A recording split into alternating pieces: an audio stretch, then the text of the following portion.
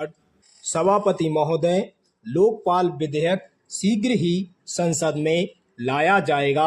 सरकार इस विधेयक के प्रारूप के विषय में विरोधी दलों और संबंधित संस्थाओं से विस्तार से बातचीत कर रही है।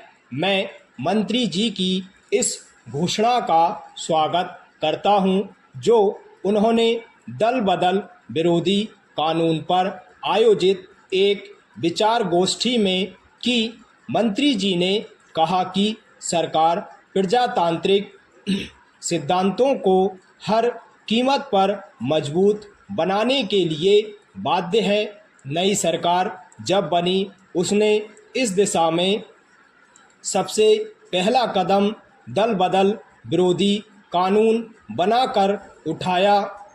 जैसे कि आप सब जानते हैं, दल बदल हमारी राजनीति में एक बीमारी बन गई है। इससे ना तो सत्तारूढ़ दल और ना विरोधी दल अछूते रहे हैं। मतदाताओं को भी दल बदल के द्वारा समय समय पर धोखा दिया जाता रहा है। लोग चुनकर किसी एक दल के माध्यम से आते हैं, लेकिन बाद में अपने लाभ के लिए या अन्य कारणों से दूसरे दल में चले जाते हैं। मतदाता मजबूर सा यह सब देखता रहता है, लेकिन कुछ भी नहीं कर सकता।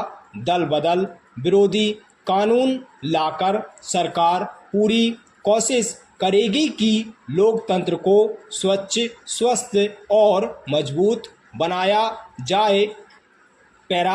माननीय सभापति महोदय जी, सबसे पहले तो मैं यह स्पष्ट करना चाहता हूं कि कानून किसी भी तरह से राजनीतिक लाभ के लिए नहीं है। इसका राजनीतिक लाभ बिल्कुल नहीं उठाया जाना चाहिए।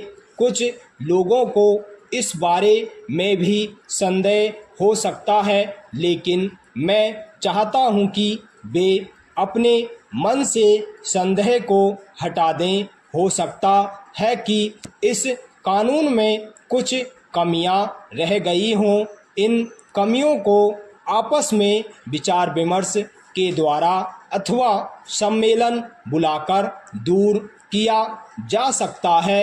यह प्रसन्नता की बात है कि आज सत्तारूढ़ दल और विरोधी दल सभी यही चाहते हैं कि दल बदल विरोधी कानून पूरी तरह से प्रभावी बने और इसका निष्ठा से पालन हो। एक अन्य माननीय सदस्य ने कुछ दिन पूर्व सदन में इस संबंध में जो विचार व्यक्त किए थे, वे भी विचारणीय हैं। उन माननीय सदस्य ने कहा था कि देश के वर्तमान राजनीतिक ढांचे के लिए दल बदल का खेल हमारी राजनीतिक मान्यताओं को कमज़ोर सा करता जा रहा है। अतः इस कानून को जल्दी से जल्दी लागू किया जाए।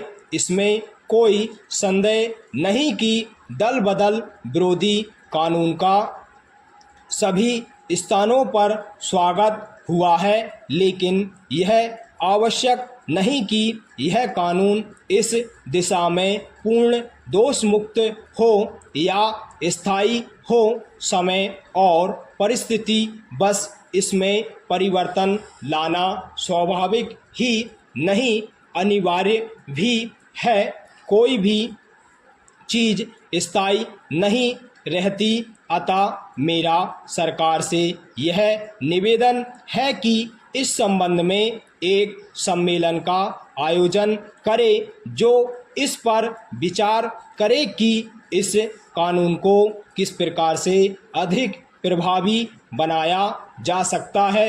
इस कानून के बारे में विद्वानों और राजनीतिज्ञों के विचार क्या है, इस पर भी सम्मेलन में विचार किया जाए। इस विचार गोष्ठी की एक रिपोर्ट सरकार को भेजी जाए।